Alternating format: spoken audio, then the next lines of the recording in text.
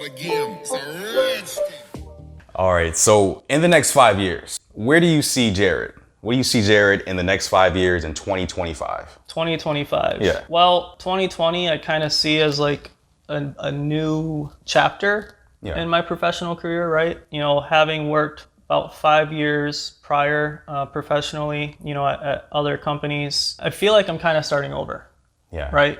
So trying to just really understand, you know, how we work as an organization, how different things, you know, happen over time. Trying to really get that down is kind of what I'm working on the first kind of year or so. Okay.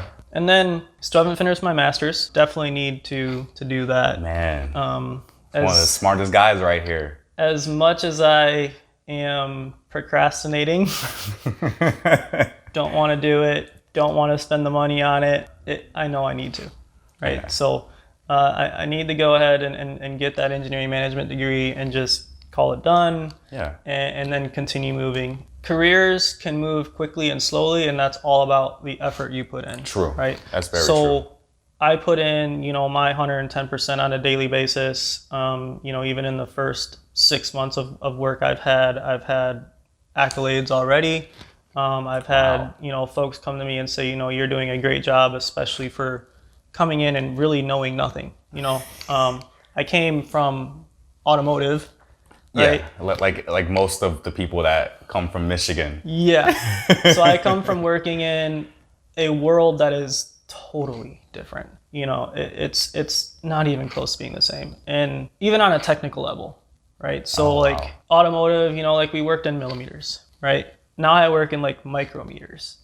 Yeah, right? I work in stuff you can't see. You have to fit like something in like with this much space inside of the phone, you know? Yeah. Your hair, like I work in things that like, you know, you're splitting hairs, right? And those are the type of discussions, you know, I'm in on a daily basis. So it's really interesting, and it's definitely a learning curve for me. You know, I can definitely take the things I've learned in my past and apply them, which is great. And it definitely brings another perspective into, you know, what we're working on a daily basis. Like on a daily basis, I can, you know, see myself going back to, you know, hey, this is something I've done in my past and we should investigate doing, you know, A, B, C, or D or whatever. Okay. From a 5-year point of view, you know, I would like to, you know, continue moving up and see where that leads me. Degree, you know, there's some personal stuff I want to work on. I always have a bunch of ideas. My head never stops. And that's kind of a problem also. That's the mark of a true genius. Yeah. Because Elon Musk says his mind doesn't stop. Right. That's probably my biggest struggling point is like I have all these things in my head and all these things I want to do and all these things are like super cool ideas, and it's like, all right, how do I organize this and put it together and make it a thing? I'm really good at helping other folks make their thing a thing, but I haven't been able to make my own thing a thing. So trying to figure that out, but you know, in 5 years, you know, maybe not be in an apartment, buy a house, stuff like that. But by the way, we're in San Jose, California, which is where some of the most expensive real estate is. Yeah.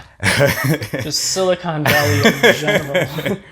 It's ridiculous. So people that move out here that are not born and raised here, they have to come up with a lot of capital, a lot of money to purchase a home out here. So this guy is well on his way to that. Even I think before 5 years, man.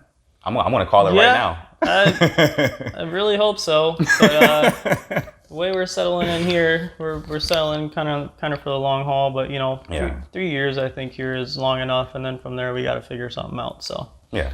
Okay. All right. The next question is, I know you kind of talked about how you got to where you are now. Mm-hmm. What steps did you take